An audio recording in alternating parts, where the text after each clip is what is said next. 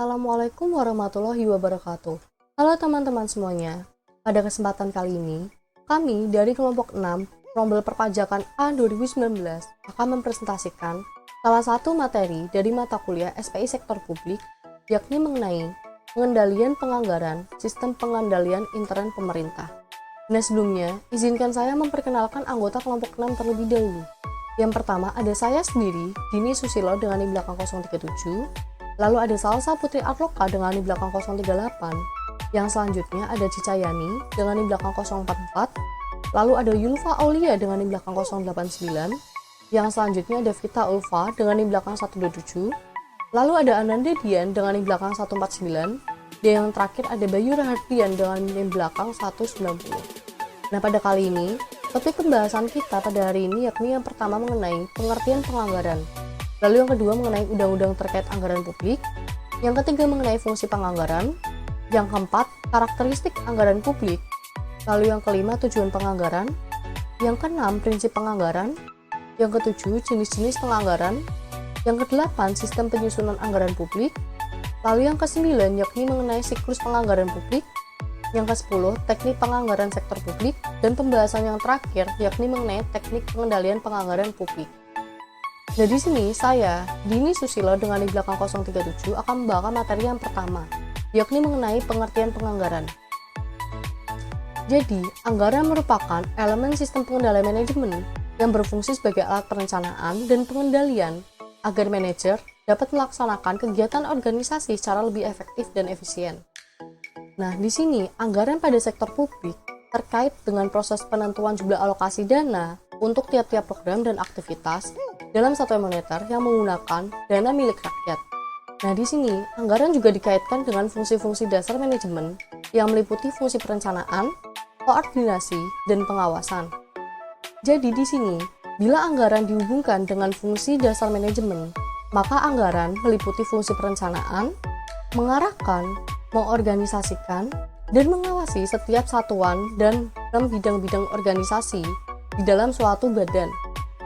Nah, di sini sebagai alat perencanaan, anggaran juga merupakan rencana kegiatan yang terdiri dari sejumlah target yang akan dicapai oleh para manajer dalam melaksanakan serangkaian kegiatan tertentu pada masa yang akan datang. Lalu yang selanjutnya yakni mengenai undang-undang terkait anggaran publik. Nah, di sini penganggaran publik disusun menyesuaikan peraturan organisasi yang berlaku. Di sini terdapat 6 undang-undang anggaran publik yang meliputi Undang-Undang Nomor 32 Tahun 2004 yakni mengenai pemerintahan daerah. Lalu yang kedua ada Undang-Undang Nomor 33 Tahun 2004 yakni mengenai perimbangan keuangan pemerintahan pusat dan daerah. Lalu yang ketiga ada Undang-Undang Nomor 17 Tahun 2003 yakni mengenai keuangan negara. Undang-undang yang keempat yakni Undang-Undang Nomor 1 Tahun 2014 tentang perbendaharaan negara. Lalu yang selanjutnya ada Undang-Undang Nomor 15 Tahun 2004 yakni mengenai pemeriksaan pengelolaan dan tanggung jawab keuangan negara. Yang terakhir ada Undang-Undang Nomor 25 Tahun 2004 tentang sistem perencanaan pembangunan nasional. Nah, untuk materi yang selanjutnya akan dijelaskan oleh rekan saya. Baik, saya Salsa Putri Arloka dengan NIM akhir 038. Di sini saya akan melanjutkan materi yang sebelumnya sudah dijelaskan oleh rekan saya, yaitu ada fungsi penganggaran. Peranan anggaran pada suatu perusahaan merupakan alat untuk membantu manajemen dalam pelaksanaan, perencanaan, koordinasi, pengawasan, dan juga sebagai pedoman kerja dalam menjalankan perusahaan untuk tujuan yang telah ditetapkan. Untuk fungsi penganggaran yang pertama, yaitu ada penganggaran sebagai alat perencanaan. Fungsi ini merupakan dasar pelaksanaan fungsi-fungsi manajemen lainnya, yang dimana meliputi tindakan memilih dan menghubungkan fakta-fakta dan membuat serta menggunakan asumsi-asumsi mengenai masa yang akan datang dalam hal memvisualisasi serta merumuskan aktivitas-aktivitas yang diusulkan yang dianggap perlu untuk mencapai hal yang diinginkan. Sebelum organisasi melakukan operasinya, pimpinan dari organisasi tersebut harus lebih dahulu merumuskan kegiatan-kegiatan apa yang akan dilaksanakan di masa datang dan hasil yang akan dicapai dari kegiatan-kegiatan tersebut, serta bagaimana melaksanakannya. Dengan adanya rencana tersebut, maka aktivitas-aktivitas akan dapat terlaksana dengan baik. Untuk fungsi penganggaran yang kedua, yaitu ada penganggaran sebagai alat pengendalian. Fungsi anggaran sebagai alat pengendalian adalah memberikan rencana detail atas pendapatan dan pengeluaran pemerintah agar pembelanjaan yang dilakukan dapat dipertanggungjawabkan kepada publik. Tanpa anggaran, pemerintah tidak akan dapat mengendalikan pemborosan-pemborosan pengeluaran. Untuk fungsi penganggaran yang ketiga, ada penganggaran sebagai alat kebijakan fiskal. Fungsi anggaran sebagai alat kebijakan fiskal pemerintah digunakan untuk menstabilkan ekonomi dan mendorong pertumbuhan ekonomi. Melalui anggaran publik ini dapat diketahui arah kebijakan fiskal pemerintah sehingga dapat dilakukan prediksi-prediksi dan estimasi ekonomi.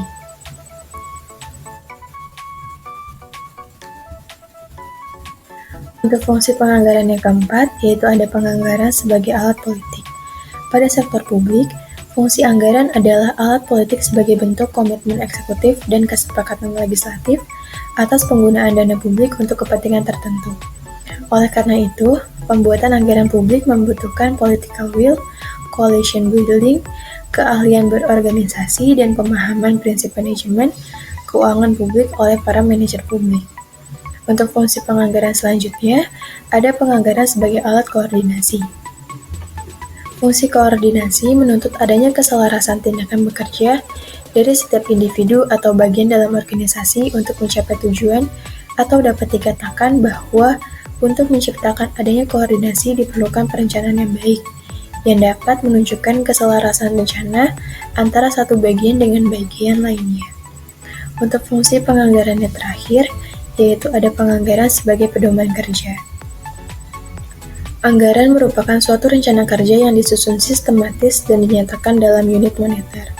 Lazimnya, penyusunan anggaran berdasarkan pengalaman masa lalu dan taksir-taksiran pada masa yang akan datang.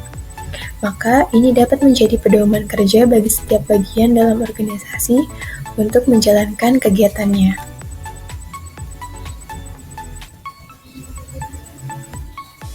Selanjutnya ada karakteristik anggaran publik.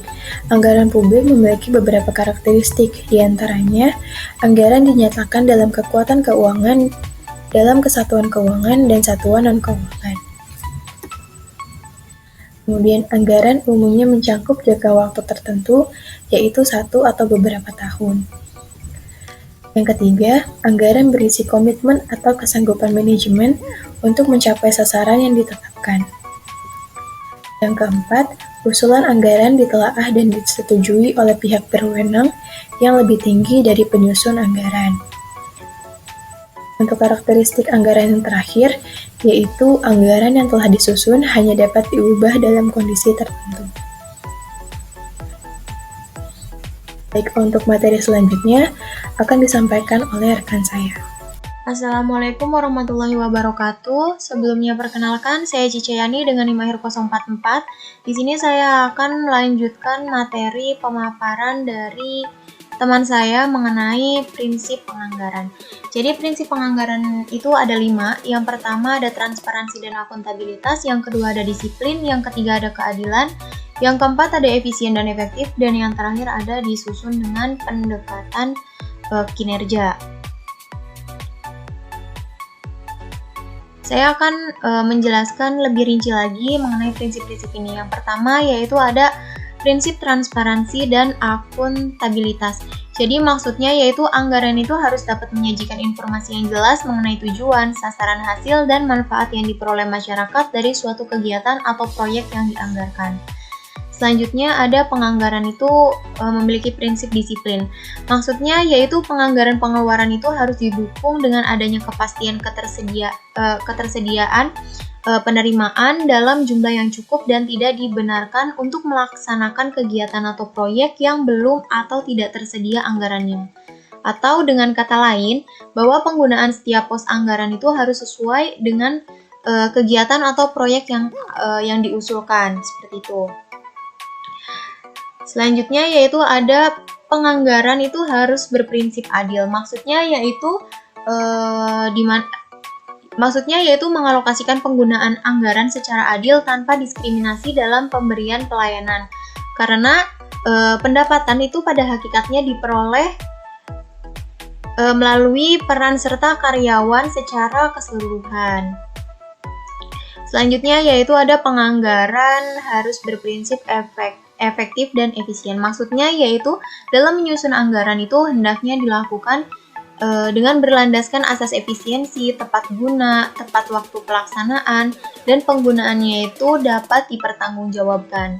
Nah, dana yang tersedia ini harus dimanfaatkan dengan sebaik mungkin untuk dapat menghasilkan peningkatan dan kesejahteraan yang maksimal. Nah, yang terakhir yaitu penganggaran itu harus berprinsip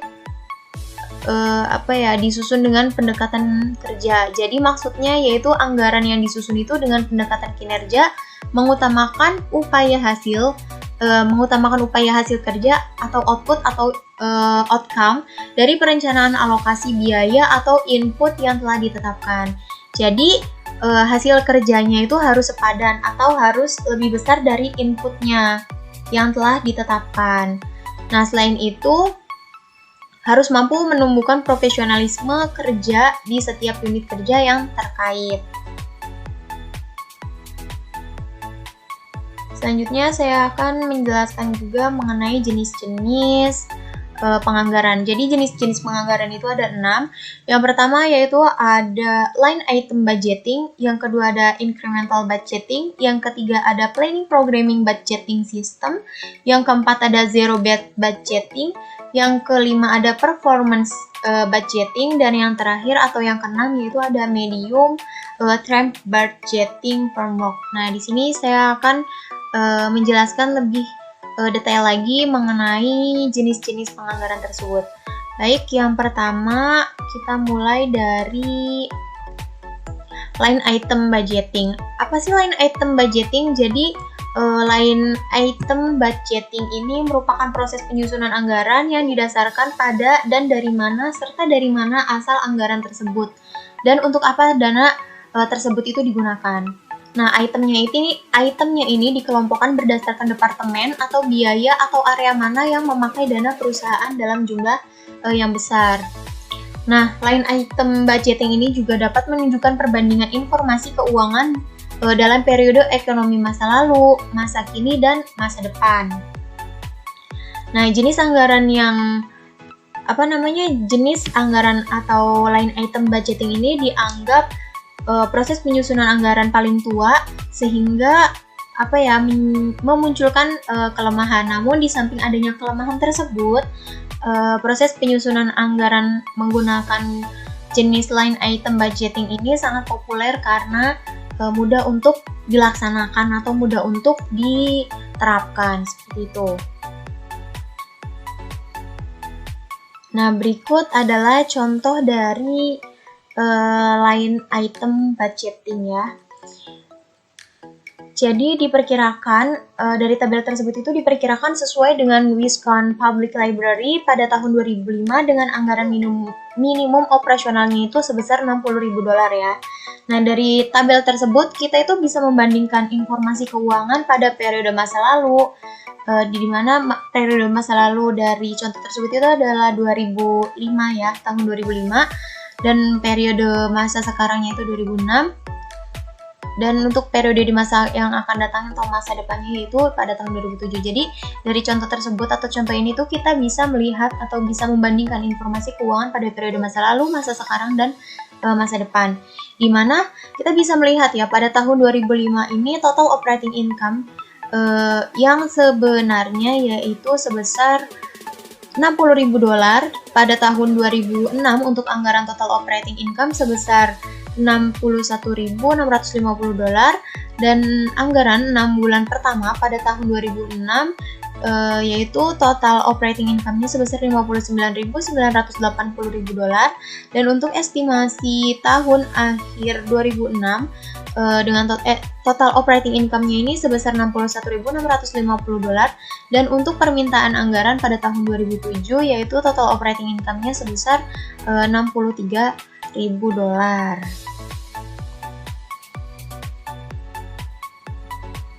Nah, selanjutnya untuk jenis penganggaran yang kedua yaitu ada incremental budgeting.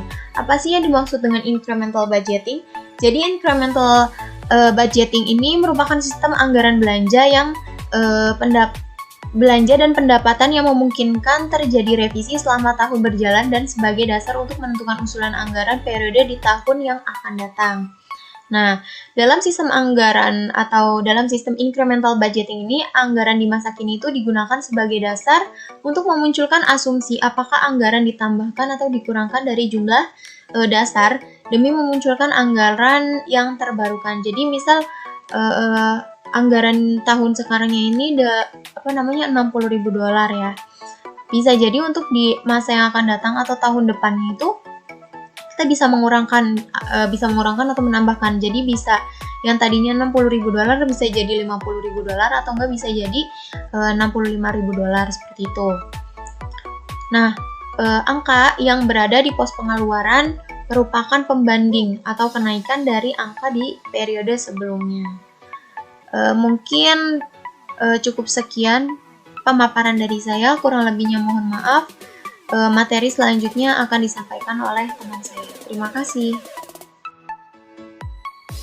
Baik, sebelumnya perkenalkan nama saya Yufa Aulia Pramita Putri dengan NIM 7211419089. Untuk yang selanjutnya adalah Planning, Programming, Budgeting System atau PPBS. Adalah suatu proses perencanaan, pembuatan program, dan penganggaran yang terkait dalam suatu sistem sebagai kesatuan yang bulat dan tidak terpisah, yang di dalamnya terkandung identifikasi tujuan organisasi atas permasalahan yang mungkin timbul. Jadi sistem ini biasanya dipakai oleh manajemen pemerintah dalam membuat keputusan alokasi sumber daya dengan lebih efisien. Munculnya PPBS dikarenakan sumber daya pemerintah yang terbatas jumlahnya, sementara tuntutan masyarakat jumlahnya tidak terbatas. Sehingga di sini pemerintah dihadapkan dengan pilihan alternatif keputusan yang memberi manfaat terbesar dalam capaian organisasi secara menyeluruh. Dalam hal ini, PPBS memberikan kerangka dalam membuat pilihan-pilihan tersebut.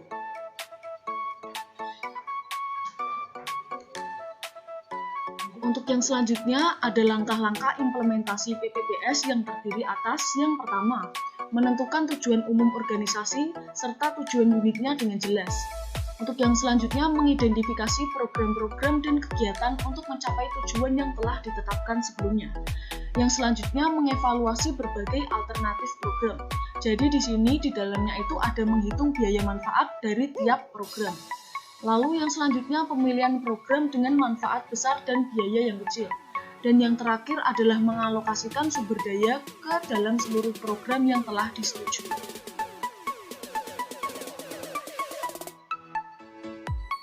Baik, yang keempat adalah Zero Based Budgeting atau ZBB. Adalah sistem anggaran yang didasarkan pada perkiraan kegiatan, bukan kepada apa yang telah dilakukan di masa lalu. Jadi ZBB atau anggaran tak bersisa adalah teknik penganggaran yang mengalokasikan dana berdasarkan efisiensi dan kebutuhan daripada riwayat anggaran di masa lalu. ZBB ini berlaku sebagai metode penganggaran di mana semua biaya untuk periode baru dihitung berdasarkan biaya aktual yang akan dikeluarkan, bukan pada basis diferensial yang melibatkan. Jadi hanya mengubah biaya yang dikeluarkan dengan mempertimbangkan perubahan kegiatan operasional.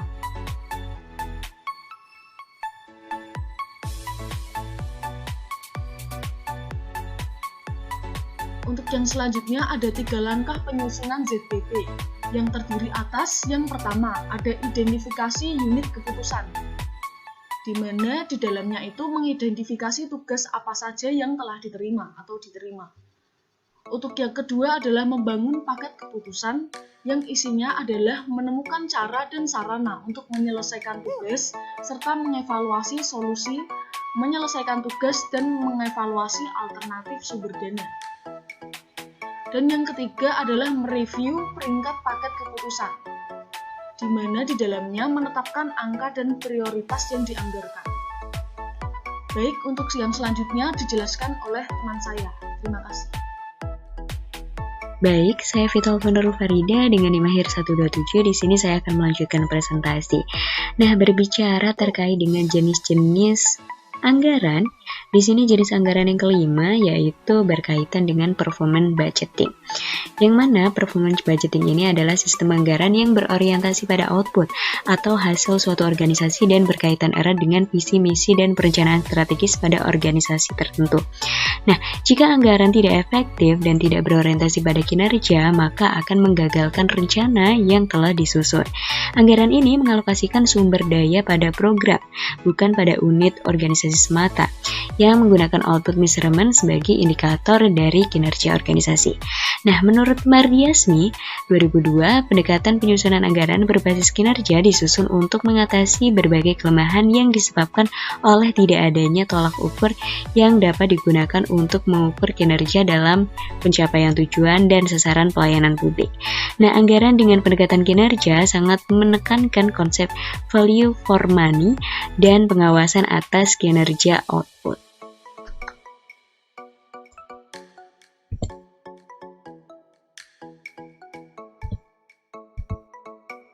Nah, yang selanjutnya yaitu berkaitan dengan Medium Term Budgeting Framework atau disingkat MTBF.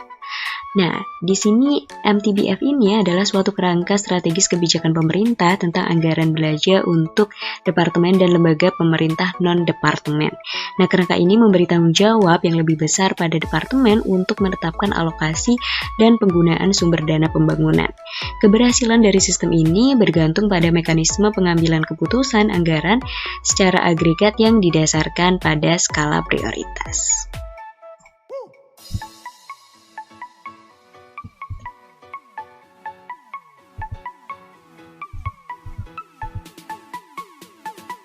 Yang selanjutnya di sini kita berbicara tentang sistem penyusunan anggaran publik.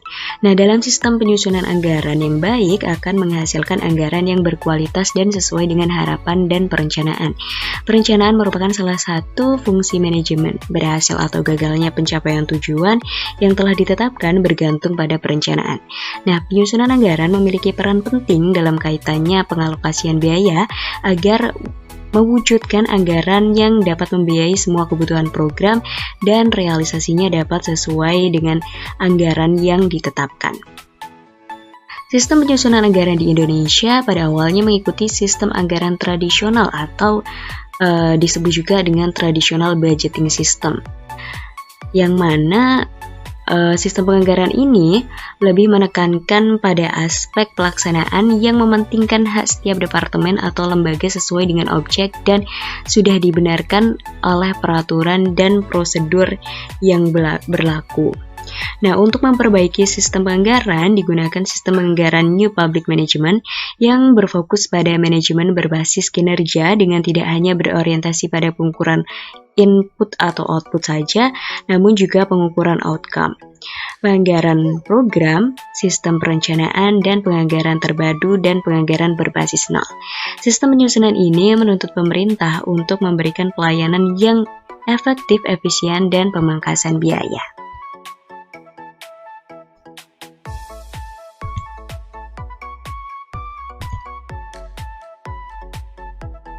Nah, yang selanjutnya di sini ada siklus penganggaran publik. Yang pertama yaitu penetapan prosedur dan tim pengembangan tahun terkait. Nah, tahapan pertama dari siklus penganggaran publik ini yaitu penetapan prosedur dan tim pengembangan tahun terkait. Nah, hal ini merupakan bagian yang terpenting dalam proses penganggaran. Ketika dibutuhkan prosedur untuk memberikan arahan yang jelas dan sebagai pengendalian agar anggaran yang disusun nantinya tidak mengandung kesalahan material. Yang kedua yaitu penetapan dokumen standar harga yang ditujukan untuk mengendalikan harga berbagai kebutuhan organisasi. Yang ketiga ada penyebaran dan pengisian formulir rencana kerja dan anggaran. Pada tahapan ini nantinya akan dilakukan penyebaran formulir program kerja dan anggaran terkait. Pedoman pengisian formulir rencana kerja dan anggaran adalah dokumen standar harga serta draft atau dokumen perencanaan yang telah dibuat sebelumnya. Yang keempat, di sini ada rekapitulasi rencana kerja dan anggaran. Pada tahap ini bertujuan untuk memproses ringkasan atau kumpulan data dari kertas kerja dan draft anggaran yang sudah direncanakan. Untuk proses yang kelima yaitu terkait dengan pembahasan, perubahan, penyelesaian draft anggaran pendapatan dan belanja. Pada tahapan ini dilakukan pengecekan ulang terhadap draft anggaran yang telah dibuat sebelumnya. Selain itu juga untuk memastikan bahwa draft anggaran telah sesuai dengan perencanaan dan tidak terdapat kesalahan. Lalu proses yang terakhir yaitu penetapan anggaran pendapatan dan belanja. Nah, proses penetapan anggaran ini adalah tahapan terakhir dari proses pembuatan anggaran.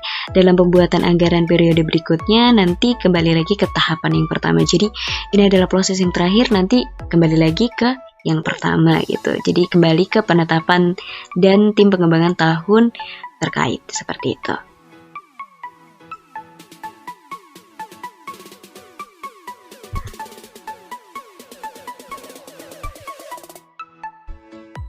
Nah, selanjutnya berkaitan dengan contoh penganggaran di organisasi sektor publik. Nah, di sini terdapat 5 contoh.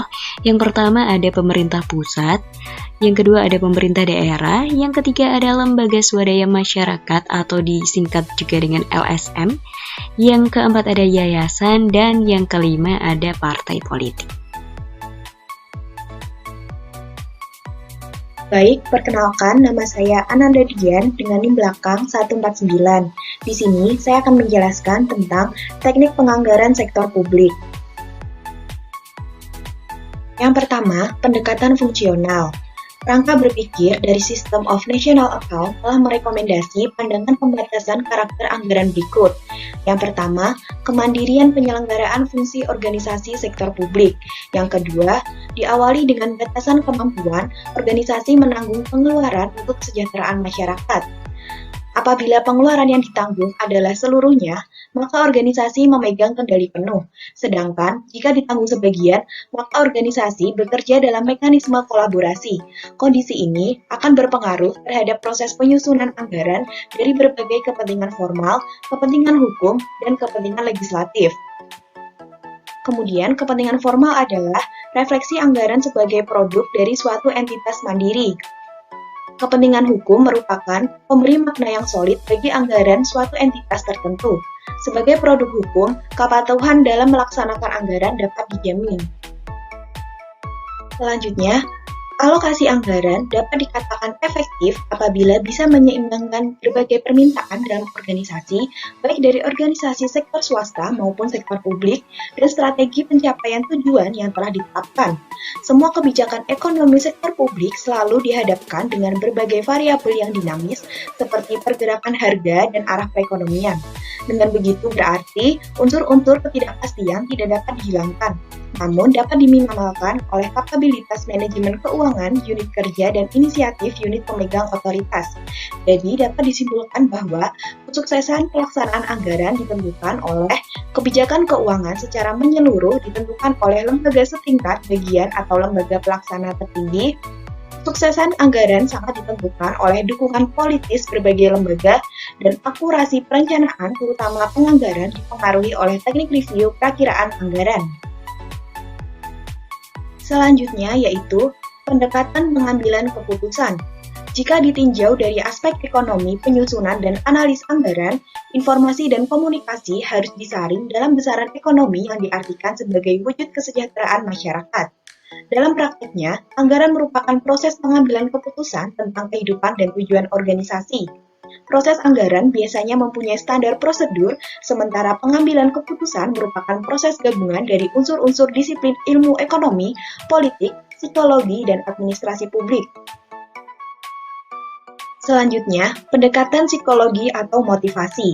Pendekatan psikologi atau motivasi merupakan salah satu teknik penganggaran publik yang sangat baik untuk dilakukan.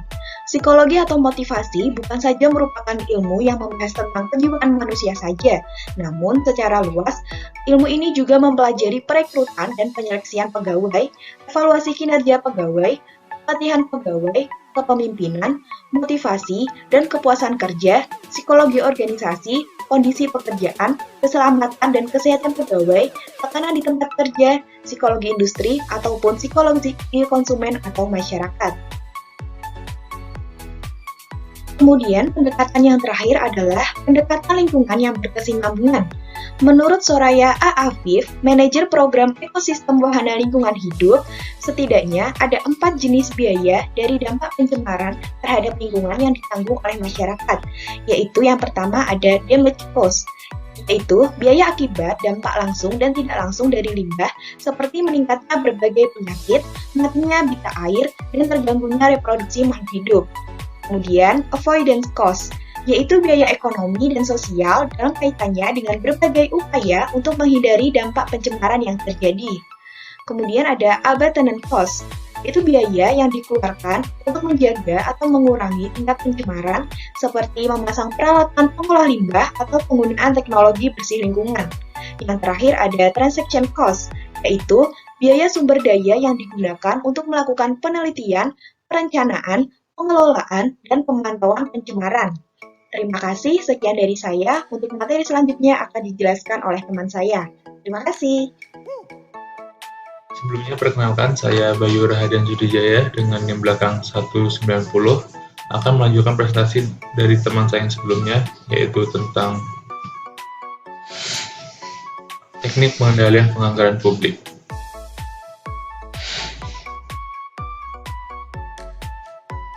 Teknik pengendalian penganggaran publik, pengendalian anggaran adalah upaya pengendalian atau kontrol dalam suatu organisasi dengan cara menyusun standar pencapaian atas pendapatan dan pengeluaran, dan melakukan pemantauan serta evaluasi kinerja secara kontinu dengan membandingkan realisasi dengan anggaran yang telah ditetapkan. Teknik pengendalian penganggaran dapat menggunakan anggaran sebagai alatnya. Pengendalian adalah upaya untuk menjamin agar sasaran perusahaan tercapai dan anggaran dipakai sebagai patokan untuk menentukan arah. Jadi, dalam pengendalian anggaran, yang dikendalikan bukan anggarannya, melainkan perusahaan. Anggaran hanya merupakan alat belaka.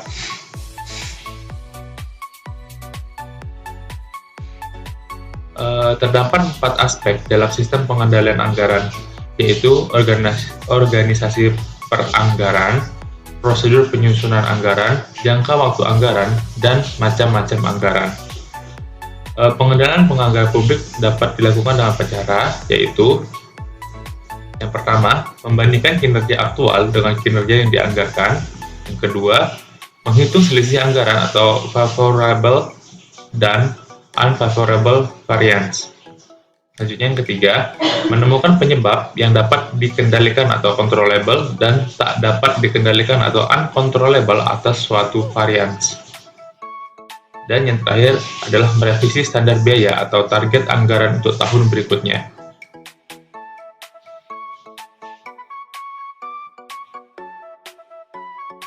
Mungkin itu saja dari kelompok kami.